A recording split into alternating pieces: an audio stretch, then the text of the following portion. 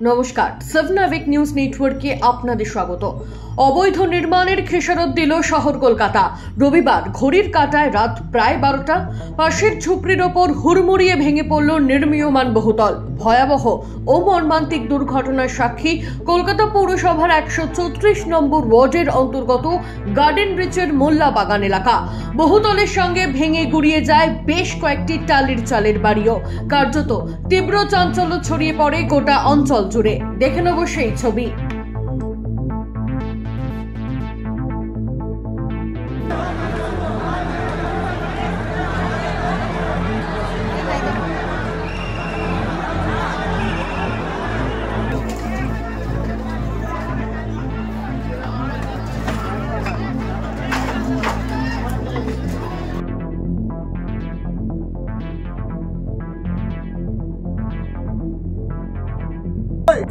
नीचे में कोई आवाज दे, क्यों आचे? नीचे में कोई ना क्यों आचे? विकी है विकी नीचे में टॉर्च मारिए, नीचे टॉर्च मारिए।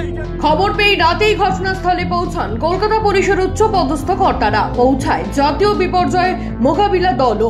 শুরু হয়ে যায় উদ্ধার কার্য। ঘটনাস্থল যথেষ্ট ঘিঞ্চি হওয়ায় দমকল এবং উদ্ধারকারীর দলকে ভেতরে যেতে কার্যত বেগ পেতে হয়। রাতেই সেখানে পৌঁছান কলকাতার মেয়র তথা রাজ্যের পুর ও নগর উন্নয়ন মন্ত্রী ফিরহাদ হাকিম। ঘটনাচক্রে যিনি ওই এলাকার বিধায়কও। দমকল মন্ত্রী সুজিত বসুও ঘটনাস্থলে যান। এখনো পর্যন্ত দুজনের মৃত্যুর খবর নিশ্চিত হয়েছে। দুজনই মহিলা বলে জানা গিয়েছে। পাশাপাশি 15 জনকে উদ্ধার করা সম্ভব হলেও বিপর্যয় মোকাবিলা দলের তরফ থেকে জানানো হয়েছে গার্ডেন ব্রিজের বহুতলের ধ্বংসস্তূপের ভেতরে এখনো আটকে রয়েছেন 6 জন। তবে সেই 6 জনের মধ্যে একজনের সাড়া পাওয়া গেলেও বাকিদের খোঁজ পাওয়া যাচ্ছে না। ফলে তারা কি অবস্থায় রয়েছেন তা বোঝার জো নেই। মৃতের সংখ্যা আরো বৃদ্ধির আশঙ্কা উড়িয়ে দেওয়া যাচ্ছে না একেবারে। এনডিআরএফ ডগ স্কোয়াড থেকে 2টি সারমেয়কে নিয়ে আসা হয়েছে যাতে ধ্বংসস্তূপের মধ্যে কেউ আটকে থাকলে যাতে শনাক্ত করা যায়।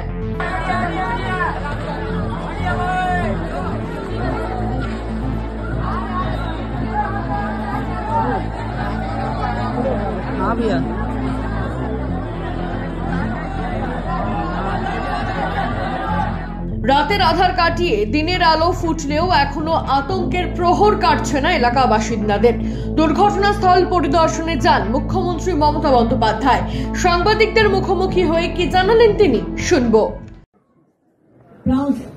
বেআইনি যে কাজের জন্য এই ঘটনা ঘটেছে, অ্যাকশন নেওয়ার জন্য এই কথাগুলো আমি বলে দিলাম।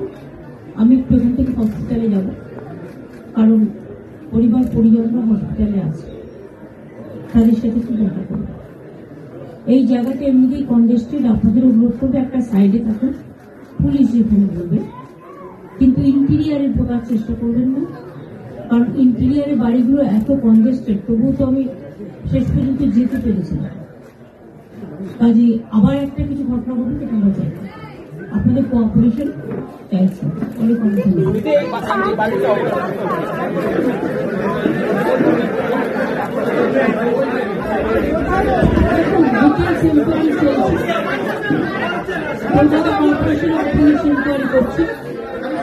আমাদের প্রাথমিক তদন্তের যেটা আমাদের সামনে এসছে সেটা আপনাদের কাছে আমি বললাম। বাদ বাকি তদন্ত করে প্রশাসন অ্যাকশন নেবে।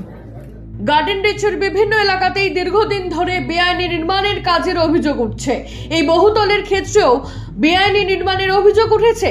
স্থানীয় সূত্রে জানা গিয়েছে 4 তলা তৈরির পর কাজ বন্ধ করার অনুরোধ জানিয়েছিলেন বহুতলের আশেপাশে ঝুপড়ির বাসিন্দারা, কিন্তু সেই অনুরোধ কর্ণপাত না করার অভিযোগ তুলছেন তারা।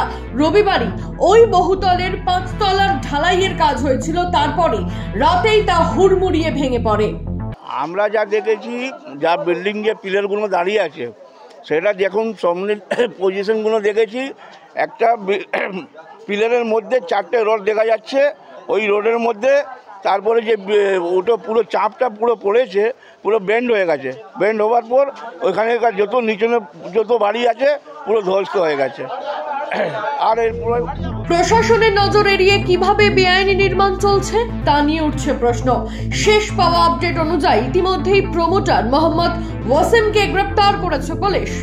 ছোট মাতব্বর সাবনাভিক নিউজ কলকাতা।